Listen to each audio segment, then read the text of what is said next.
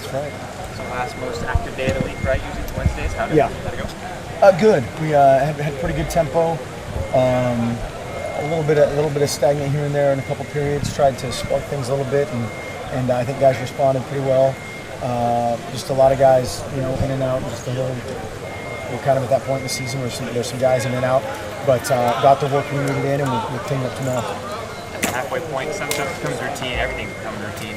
You try to break it up this week at all? Any kind of new stuff? A little bit. I mean, that's one thing of you never want to kind of mess with the mojo of our guys are very routine oriented, and they believe in our routine, so that's a good thing. But sometimes, you need to change things up, or just a different voice here and there, or slightly different variations to certain things. Mark, are you still teaching things, or are these done learning things, or what do you do with that? No, unlike the media, we're never perfect. No, and no, I didn't see that. That came out well. It came out correctly, but no. The day we stop learning is this day. The day we stop getting better and growing, and that day will never come. Kind of in our world as coaches and players, and so no. You're constantly hammering fundamentals and basics and all those things, and each week the challenge is different. The structure of the defense is different, the personnel is a little bit different, so there's always things from that standpoint that are new and different, but we're always trying to get better. Do you find at this point of the season people are learning stuff faster in terms of hopefully, especially guys maybe newcomers or something. At this point it kind of goes one of two ways: either they're face first into the wall and with school and just all the things that go along with that, the responsibilities of being on your own for the first time. Sometimes they just fall flat on their face, like we all have at some point, and then there's the other guys, and most of our guys are in this category of they start to kind of you can see the light bulb come on, and things happen a little bit faster, more easily for them, more confidently in their execution. So hopefully it's a lot more the latter than the former. Where would you put Thomas Tynan within those two categories? Oh, definitely the latter. Yeah, he's a guy. He's always been a really good worker. He's one of those guys that kind of feels his way to full speed confidence. In terms of, there's a lot of guys like that, and I'm not singling him out, but just in terms of he needs to kind of go, okay, I can do this, and then cut it loose. There's some guys that come in that just go pedal to the metal no matter what.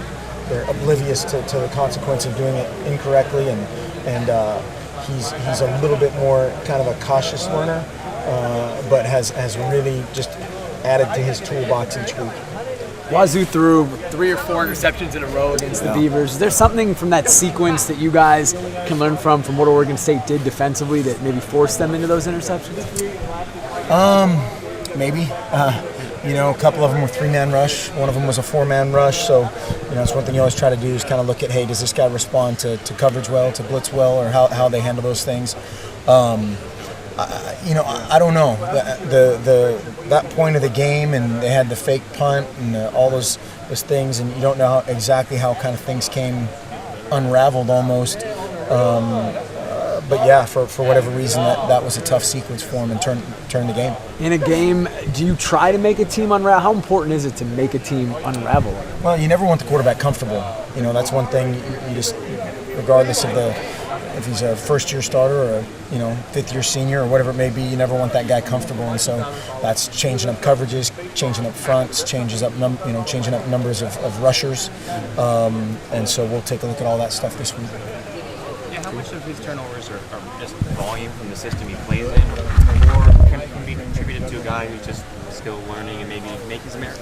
I would be the wrong guy to ask, but yeah, I think obviously the number of balls in the air, you're going to have more, just tipped balls or drops or just slightly off throws. But he's been a very efficient passer from what we've seen of him in the past and what he's done this year. You just never know. You can look at a route and go, wow, that was not the right throw, but maybe the guy broke the pattern off incorrectly. And a lot of stuff in their system is red, pattern red on the run, and so that's an ongoing kind of chemistry deal for them too. Can you talk about the backup quarterback situation? Any improvements you're seeing from Jeff and Jake? Both those guys are getting better, and that's one thing this time of year. Again, you hit that midway point, and sometimes guys, when they don't play, they kind of go check out, and those guys have been excellent ever since they've been here. They've been, kind of in every game plan, so to speak, and they're both getting better. They both had good days today, and they've kind of traded off who's had a little bit better day here and there, and so it hasn't really created a separation. Coach, you said you're still teaching. Are you guys still trying to up the tempo, or do you get to a point at which you get going so fast you lose the efficiency? We want to find out where that break point is, and we've never found it, so we're going to keep pushing that part of it. But yeah, we're trying to always become more efficient. That's where we can always learn. Hey, how can we condense something down that's 3 words into 2 words, or 2 words into 1 word, to become more efficient in our communication and how we teach things. Dealing with player A versus player B and trying to communicate the same thing is always new and different. But from a tempo standpoint, we're going to continue to push.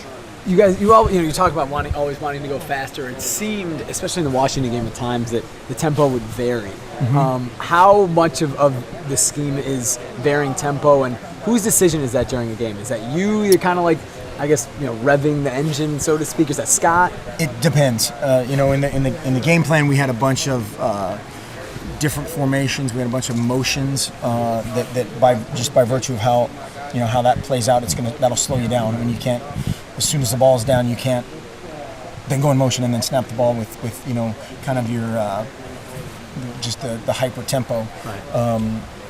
And then as the game goes on, that's where you kind of make the decisions of, hey, let's slow this down a little bit, or let's make sure we're perfectly dialed in on this, or and then when you're into kind of kill the clock mode, that's obviously a different mindset as well. Is there an advantage to, even on a same drive, slowing down, speeding up, varying Sure. tempo in between snaps? Sure, yeah, and I think that's something we want to always have the illusion that we're going as fast as we possibly can, and then from there, that's where hopefully you're dictating the tempo. At this point in the year, are you